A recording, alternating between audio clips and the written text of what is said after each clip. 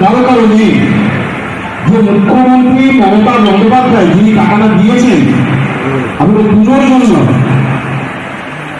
তাকে শুভেচ্ছা জ্ঞাপন করে তার ছবিটা, এটা আপনারা কেউ করেননি।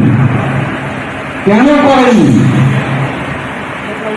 আপনারা কেউ বলুন তো? টাকা নেব না কেউ বলবেন? কেউ কিন্তু বলবেন না, টাকা সবাই নেব।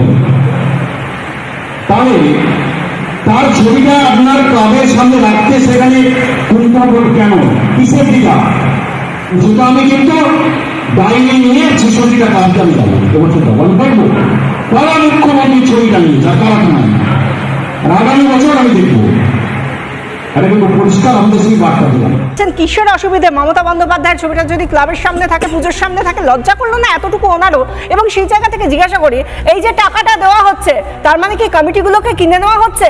টাকা নিলে কমিটি এবার আমার পকেটে পুরে নিলাম, যা বলবো তাই হবে, সেদিকে থেকে যদি একটু একচুল এদিক ওদিক হয় তাহলে সমস্ত কিছু বন্ধ করে দেবো, এটাই একমাত্র লক্ষ্য, তাই তো?